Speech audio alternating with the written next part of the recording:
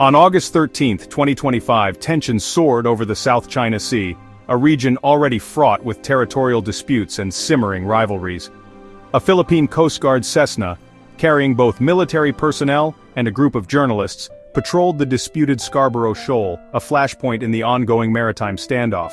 Their mission was clear: document and assert Philippine rights in these contested waters, while bearing witness to the growing tensions firsthand. Suddenly, a Chinese fighter jet appeared on the horizon, closing in to just 200 feet from the Cessna, its presence impossible to ignore. For 20 harrowing minutes the jet performed aggressive maneuvers, swooping above, behind and beside the unarmed Cessna, a display of both power and intimidation. The message was unmistakable. This was a calculated show of force, a warning to all who might challenge China's claims. Below, Chinese Navy vessels issued stern radio commands: "Leave immediately." Their voices crackled with authority, echoing across the waves. The Filipino crew and journalists found themselves caught in a perilous crossfire, squeezed between military intimidation in the air and threats from the sea below. This was no random encounter. It marked a dangerous escalation in the South China Sea dispute, a confrontation that could have spiraled out of control. Intercepting a civilian aircraft with press on board is a bold, risky move, raising urgent questions about the safety of non-combatants and the boundaries of military engagement. The Chinese jet's close maneuvers could have easily led to disaster, with just a split second separating safety from catastrophe. A single miscalculation might have triggered a mid-air collision, with consequences that would reverberate far beyond the South China Sea, potentially drawing in regional powers. The world was watching, and the stakes had never been higher. Newsrooms buzzed with updates as governments monitored the situation closely. This incident underscored the volatility of the South China Sea, where a single encounter can threaten to ignite a much larger conflict.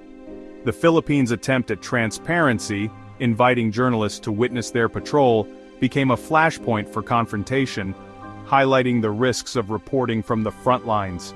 The risk of tragedy loomed over every second of that flight, a stark reminder of how quickly routine patrols can turn into international incidents in these contested waters. Scarborough Shoal is a triangle of reefs and rocks, jutting out from the turquoise waters of the South China Sea. Its unassuming appearance belies its immense significance, both geographically and politically. Located just 124 miles off the coast of Luzon, the largest island in the Philippines, the shoal is closer to Filipino shores than to any other nation. It sits well within the Philippines' exclusive economic zone under international law, granting the country special rights to the resources found in these waters. For generations, Filipino fishermen have relied on its rich lagoon for their livelihoods, casting their nets in the same waters as their ancestors did before them. Losing access to these traditional fishing grounds means not only losing food and income, but also a vital connection to heritage and a piece of national identity. China, however, claims the shoal, and nearly the entire South China Sea, based on ancient maps and the controversial 9-dash line, a sweeping boundary that overlaps with the maritime zones of several Southeast Asian countries. This clash, history versus international law, is the heart of the dispute, pitting centuries-old narratives against modern legal frameworks and international agreements. In 2012, a tense standoff ended with China taking de facto control, blockading Filipino fishermen and asserting its presence with patrols and barriers. Since then, Chinese Coast Guard and militia vessels have maintained a constant, often hostile presence, turning the area into a zone of near-daily confrontation and uncertainty. What was once a shared resource for neighboring communities is now a daily flashpoint, with fishermen facing intimidation and the threat of violence. The 2012 seizure transformed a simmering disagreement into a relentless confrontation, drawing international attention and raising the stakes for all involved. Scarborough Shoal is now a symbol of lost livelihoods, rising tensions, and the struggle of ordinary people caught in the crossfire of great power rivalry. The struggle here is about more than territory. It's about survival, sovereignty, and the right of a nation to determine its own future in the face of overwhelming odds. The August 13th fighter jet incident was just the latest in a series of escalating confrontations between China and the Philippines in the South China Sea. Tensions have been simmering for years, but recent months have seen a sharp uptick in both frequency and intensity. Just 2 days before the jet encounter, a Philippine supply mission was aggressively blocked by Chinese ships, so forcefully that 2 Chinese vessels collided in the chaos, underscoring the volatility of these standoffs. Despite the danger, Manila offered assistance to the Chinese crews, but Beijing ignored the gesture, refusing to acknowledge the risks their own maneuvers had created. These risky blockades and close encounters have become almost routine, highlighting the chaos and ever-present danger in these contested waters, where a single misstep could spark a larger crisis. Under new leadership, the Philippines has shifted strategy, publicizing China's actions by embedding journalists on patrols. The goal is to document and expose so-called gray zone tactics, where aggression falls just short of open conflict.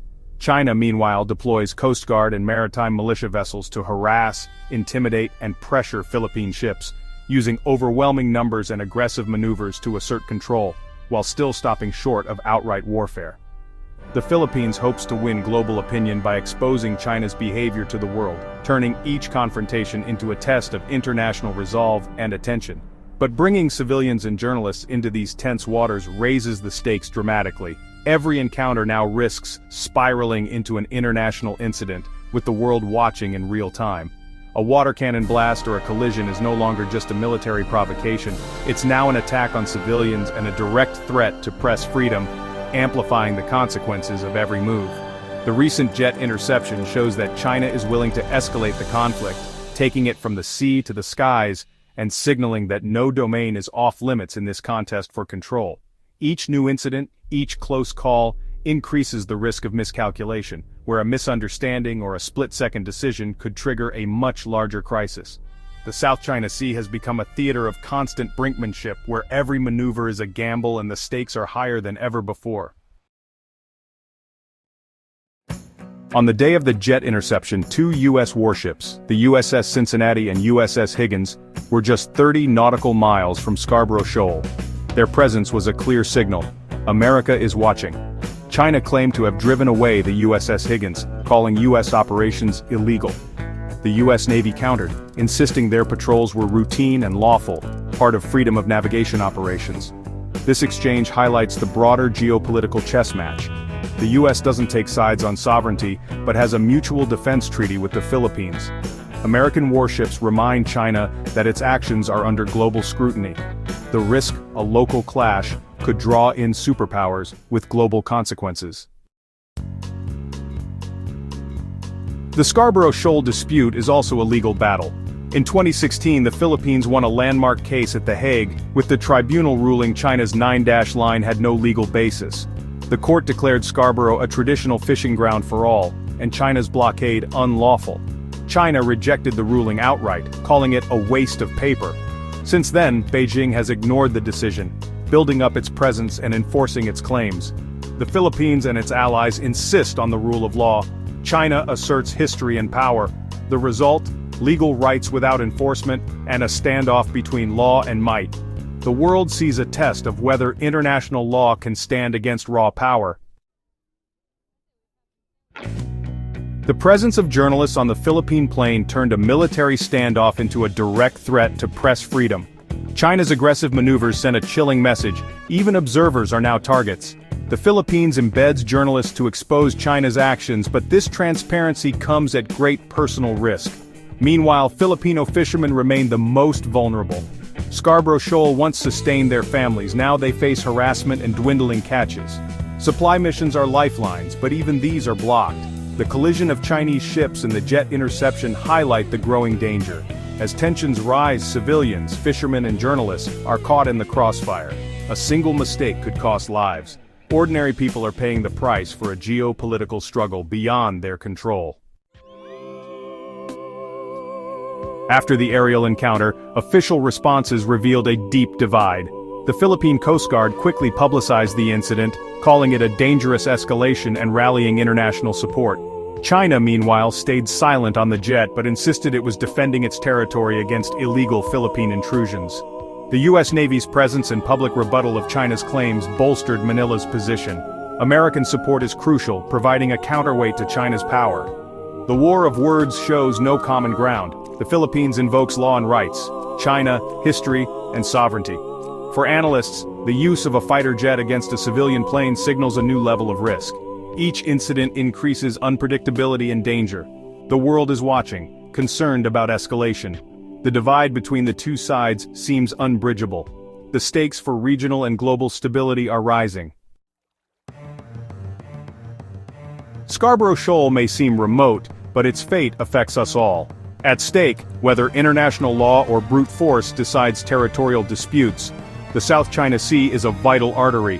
Over a third of global shipping passes through. Any conflict here could disrupt trade, raise prices, and threaten the global economy. The risk of miscalculation is ever present, with U.S. defense commitments raising the stakes. For ordinary people, peace in these waters means stable prices and safe travel.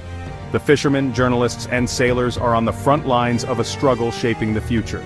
The world cannot afford to ignore the drama at Scarborough Shoal.